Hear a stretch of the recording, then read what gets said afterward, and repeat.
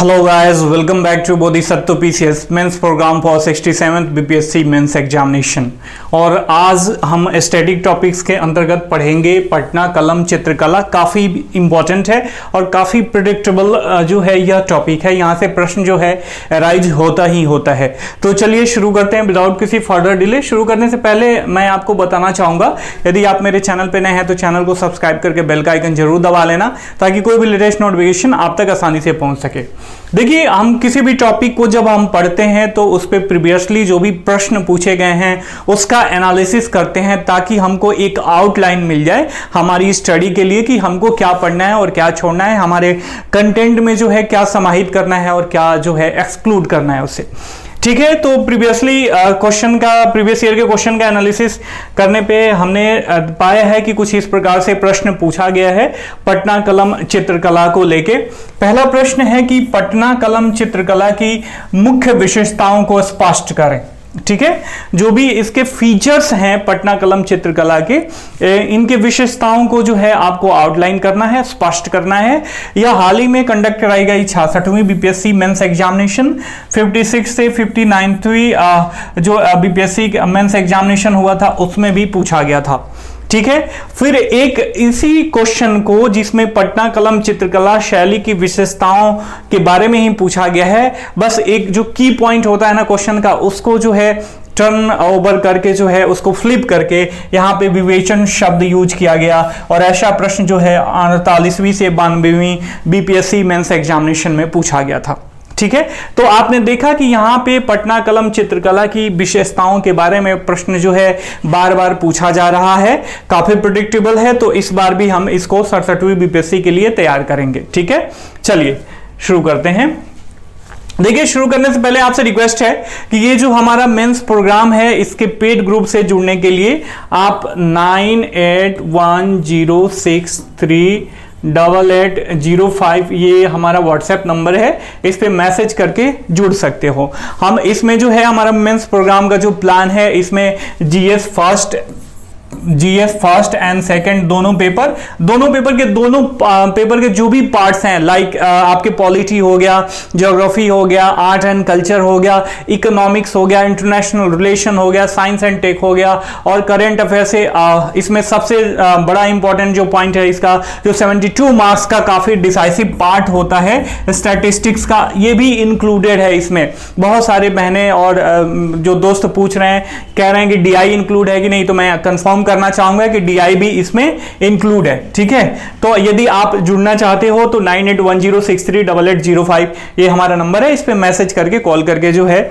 आप जुड़ सकते हो। ठीक है, तो चलिए हम ये देख लेते हैं कि हम किस तरीके से तोड़ के जो है पटना कलम को पढ़ते हैं। देखिए, इसमें जो मेन है इसका हम इंट्रोडक्शन देखेंगे कि पटना कलम का डेवलपमेंट कैसे हुआ।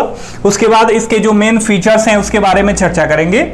उसके बाद ये मुगल शैली से जो है किस प्रकार से भिन्न है इसके बारे में देखेंगे। उसके बाद महत्वपूर्ण जो भी इसके इंपॉर्टेंट आर्टिस्ट हैं, एक्चुअली मैं यहाँ पे कंफर्म करना चाहूंगा कि ये जो है मेंस में ऐसा पूछता नहीं है कलाकारों के बारे में व्याख्या करें। मेनली यहाँ से प्रिलिमिनरी एग्जामिनेशन में क्वेश्चन अराइज होता है, लेकिन मैंने इसमें इंक्लूड कर दिया है ताकि आपका जो अप्रोच हो एग्जाम के लिए वो काफी इंटीग्रेटेड हो।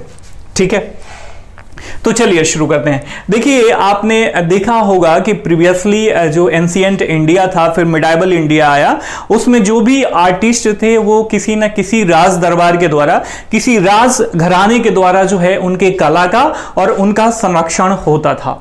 ठीक है, तो ये संरक्षित रूप में रहने वाले आर्टिस्टों का जब मुगल साम्राज्य का पतन हुआ ना, तो इनका संरक्षण जो है कहीं ना कहीं इनके सिर से जो है संरक्षण राज दरबारों का उठ गया, और ये जो है यहां से डेविएट होने को, जो है यहां से माइग्रेट करने को लेके जो है विवश हो गए, और ये भागे किधर, यहां से बहुत सारे इनके ऑप्शंस थे।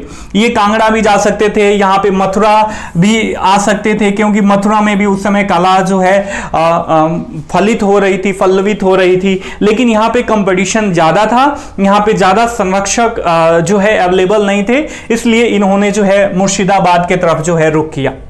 ठीक है। और मुर्शिदाबाद में इनको संरक्षण भी मिला और तत्कालिक जो भी नवाब थे वो शाही राज दरबार के आर्टिस्टों को अपने यहां संरक्षण देने में उनको एक साइकोलॉजिकल बूस्ट भी मिला, इस वजह से जो है इनको संरक्षित किया गया। लेकिन जब 1757 का प्लासी युद्ध होता है ना, तो उसके बाद जो है मीर जाफर का पुत्र जो है मीरन, इसके द्वारा जो है इन लोगों का संरक्षण देना जो है बंद कर दिया जाता है। तो फिर ये यहाँ पे जो भी आर्टिस्ट थे, जो भी चित्रकार थे, ये विवश हो जाते हैं अपनी रोजी रोटी खोजने को लेके और अपने कला का संरक्षण को लेके, ठीक है। तो अब इनके पास कोई ऑप्शन नहीं होता। उस समय ये पटना जो है काफी एक इंडस्ट्रियल एरिया के रूप में डेवलप हो रहा होता है, क्योंकि यहाँ पे पटना में ना जो भी विदेशी आए थे यहाँ पे और अफीम का व्यापार करते थे।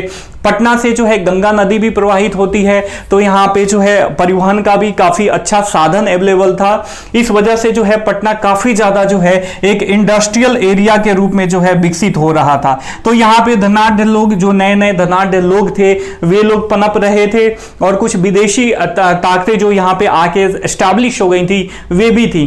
तो कलाकारों का जो भी प्रोडक्शन होता था, जो भी कलाकृतियां होती थी, उनको खरीदने के लिए एक नया जो है वर्ग यहाँ पे डेवलप हो गया था। इसलिए कलाकारों ने यहाँ पे पटना में आके शरण लिया और यहीं से इन्होंने जो भी जीवन की, जो भी सामान्य जनजीवन की शैली थी उसको अपनाया और उसको कलाकृतियों में, उसको चित्रों में उकेरने की कोशिश करी। और इसी सामान्य लोगों के जनजीवन से जो है प्रभावित कला जो है पटना कला के रूप में उभर के सामने आती है, ठीक है। तो ये हो जाता है हमारा पटना कला का इंट्रोडक्शन। जो भी डिटेल है पेड ग्रुप में जो है मैं शेयर कर दूंगा, वहां से आप डाउनलोड करके प्रिंट आउट करा के पढ़ लेना, ठीक है। देखिए, कला के बारे में एक अगर स्टैंडर्ड वे में कहा जाए, मैंने तो ये ठेठ भाषा में समझा दिया कि ऐसे ऐसे ऐसे हुआ, ठीक है। लेकिन इंट्रोडक्शन जैसे कि मैंने पीडीएफ नोट्स में लिखा भी है।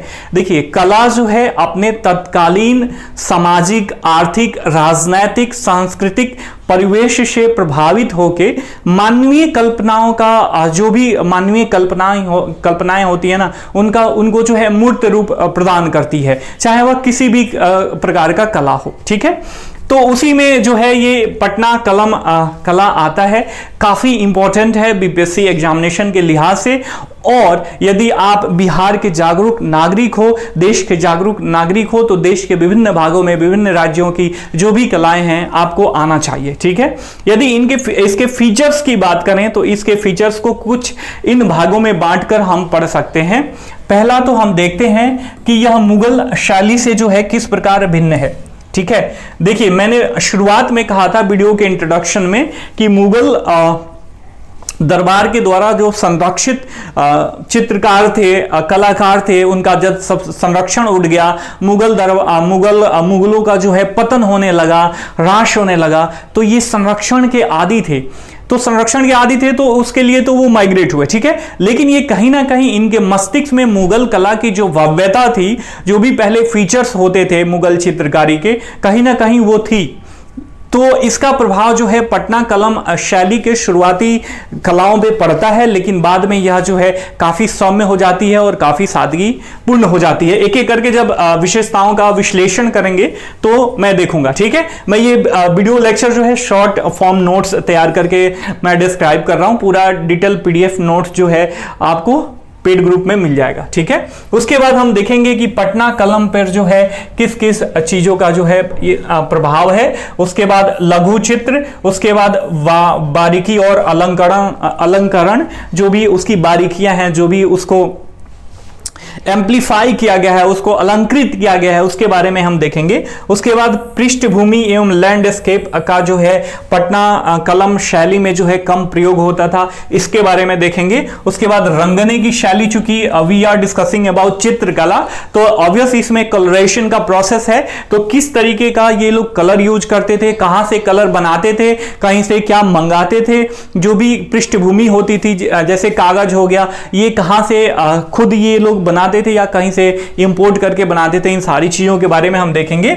उसके बाद इसमें जो है नेचुरल कलर्स यूज होता था, तो ये किस प्रकार का था, ये सारी चीजें, और अंततोगत्वा मुगल शैली से भिन्नता जो है किस तरीके का था, ये सारी चीजें हम देखेंगे, ठीक है। पटना कलम पर प्रभाव, जैसा कि मैंने पहले बताया कि ये जो कलाकार थे यह मुगल कला से भी प्रभावित थे, पहाड़ी कला से भी प्रभावित थे और तत्कालीन जो ब्रिटिश कला था उससे भी प्रभावित थे। तो शुरुआत के जब चित्रों को आप देखोगे, अभी मैं सर्च करके बताऊंगा पटना कलम के कुछ चित्रों को आपको दिखाऊंगा ऑनलाइन इसी बोर्ड पे। शुरुआत में आप देखोगे ना तो इसमें मुगल कला की भव्यता, फिर पहाड़ी कला का जो लोकल इनपुट होता है वो भी था, उसके बाद ब्रिटिश कला का भी इस पे प्रभाव था। लेकिन आगे चल के इनके प्रस्तुति में जो है, किसके प्रस्तुति में, पटना कलम के चित्रों की प्रस्तुति में जो है काफी सादगी आती है और विषय वस्तु जो भी कंटेंट था जिस पे बनाया जाता था उसमें सरलता आती है।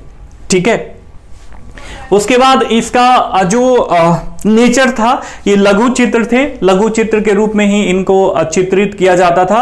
अधिकांशतः कागज पर आपको मिल जाएंगे और कहीं कहीं हाथी के दांत पर भी इनका चित्रण किया जाता था। ठीक है, इसमें जो सबसे, अगर हम मैथमेटिकली देखें तो ये सादगीपूर्ण के साथ जो है इसमें काफी ज्यादा समानुपातिक वो रिलेशन होता था। ठीक है, ये इसके फीचर्स हैं। इसके बाद इसका विषय वस्तु जनसाधारण का सामान्य जीवन से जो है यह प्रभावित होता था। जैसे मान लीजिए कि शादी समारोह हो रही है, उसके बारे में कोई चित्र बना दिया, कोई बढ़ई अपना काम कर रहा है उसके बारे में, कोई मोची अपना काम कर रहा है उसके बारे में, कोई शिक्षक पढ़ा रहा है उसका चित्रण कर दिया। तो जो भी जन सामान्य के, कोई माता चूल्हे पे खाना पका रही है उसका चित्रण कर दिया।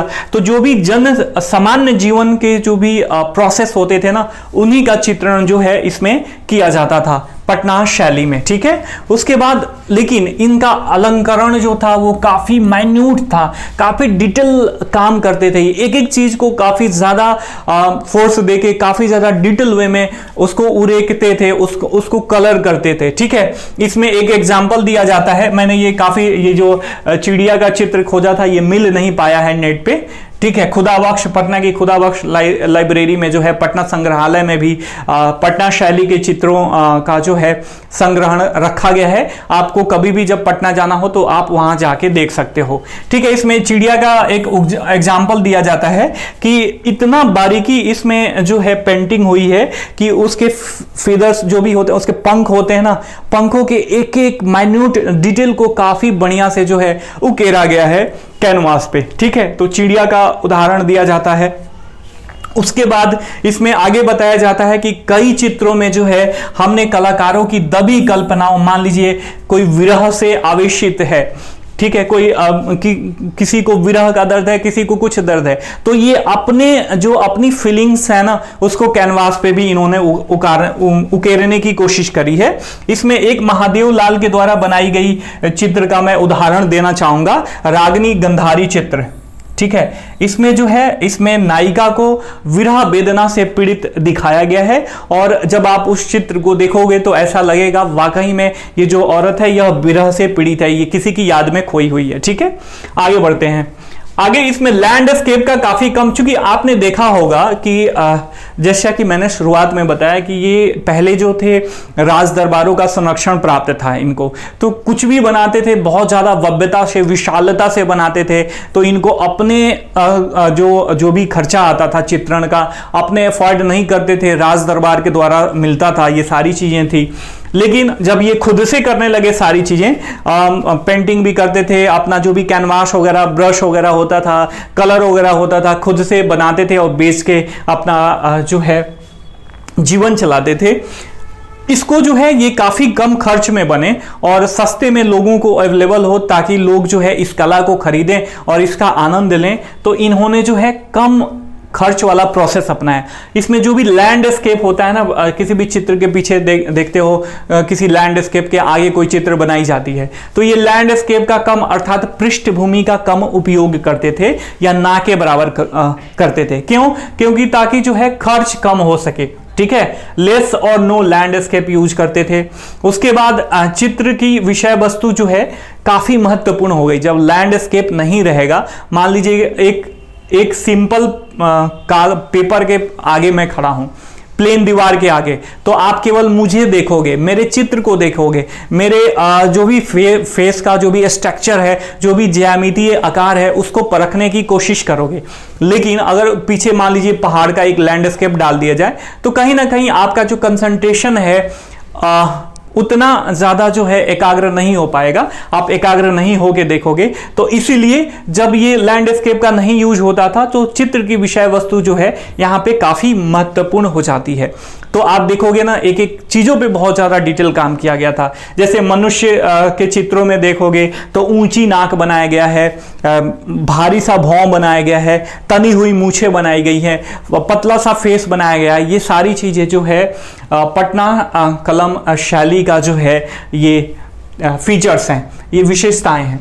उसके बाद रंगने की शैली, इन्होंने रंगने की शैली में भी यहाँ काफी ज्यादा अंतर किया। आपने देखा होगा कि पहले चित्रकार क्या करता है, पेंसिल से एक आउटलाइन खींचता है, उसके बाद ब्रश उठा के उसको रंगने की कोशिश करता है। लेकिन यहाँ पे जो है पटना शैली में ये डायरेक्ट कलर का यूज करते थे, पेंसिल का यूज नहीं करते थे। ठीक है माय डियर फ्रेंड, ये चीजें समझ में काफी आसान है, लेकिन काफी ज्यादा कॉम्प्लिकेटेड भी है। यदि किसी बुक से आप पढ़ने की कोशिश करोगे और अपने शब्दों में लिखने की कोशिश करोगे, तो काफी ज्यादा ये टाइम टेकिंग प्रोसेस है। इसलिए मैंने इसको अपने माध्यम से, अपने सरल तरीके से आपको समझाने की कोशिश की है।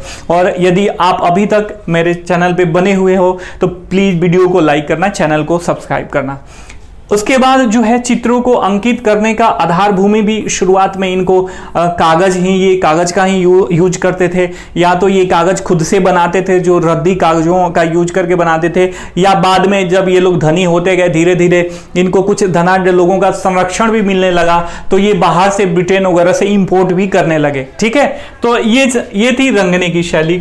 उसके बाद ये लोग नेचुरल कलर्स का यूज करते थे, जो सेल्फ मेड होता था। जैसे काला कलर बनाने के लिए इन्होंने काली का यूज कर लिया, रेड कलर बनाने के लिए किसी रेड फूल का यूज कर लिया। ये सारी चीजें, सफेद कलर बनाने के लिए एक विशेष मिट्टी का यूज करते थे। फिर कलर कॉम्बिनेशन बना के भिन्न भिन्न प्रकार के कलर का उपयोग और शेडिंग का उपयोग ये लोग करते थे। ठीक है,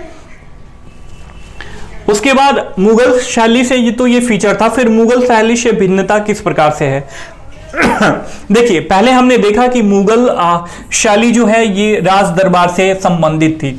तो जब राज दरबार से संबंधित होगी तो राज घराने की जो भव्यता है, जो विशालता है, वो कहीं ना कहीं जो है इनके चित्र शैली को भी प्रभावित करेगी। लेकिन पटना शैली जो है ये किससे प्रभावित थी? सामान्य जनजीवन से प्रभावित थी। तो काफी सिंपलिस्टिक फॉर्म में और काफी ही प्रगतिशील आधार पे जो है इसको बनाया गया था, पटना शैली की जो भी चित्रें थी। ठीक है, मुगल काल में जैसे मैंने बताया कि मुगल जो भी कला था उसमें वैभवता था, लेकिन पटना में जो है सजीवता था। ठीक है, सजीवता मतलब जो भी चीजें बनाई जाती थी ना, जीवित आधार पे बनाई जाती थी। मतलब ऐसे लगेगा कि किसी सजीवता का मतलब, मैं यहाँ पे यदि नॉर्मली आपको समझाना चाहूँ कि बहुत ही आसान वे में, कि किसी भी चीज को आप देखो तो ऐसे लगेगा बहुत लाइवली देख रहे हो।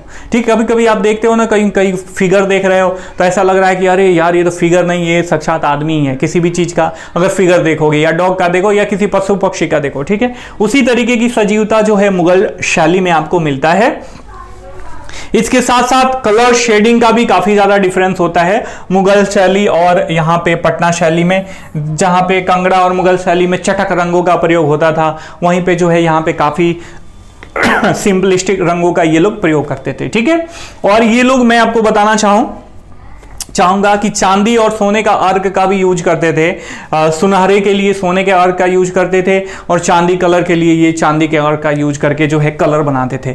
यदि इंपॉर्टेंट आर्टिस्टों की बात करें, आर्टिस्ट की बात करें, तो इसमें सेवक राम, हुलासलाल, ये दोनों जो है समकक्षी हैं, समकालीन हैं। उसके बाद आते हैं जयराम दास, शिवदयाल आदि जो है इसके इंपॉर्टेंट आर्टिस्ट हैं।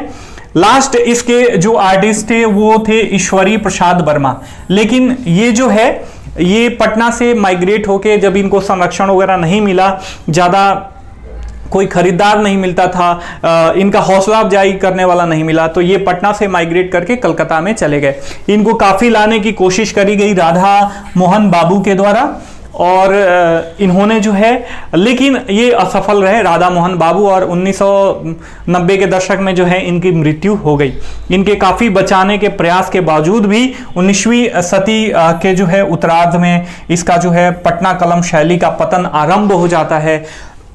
लेकिन अपनी सजीवता के चलते, अपनी सादगी के चलते, अपनी जो भी इसका सामान्य जीवन से प्रभावित इसके ऊपर जो छाप पड़ी थी उसके चलते ये बिहार की पृष्ठभूमि में बिहार के कला को समृद्ध करने में इसने जो है काफ़ी ज़्यादा महत्वपूर्ण रोल निभाया।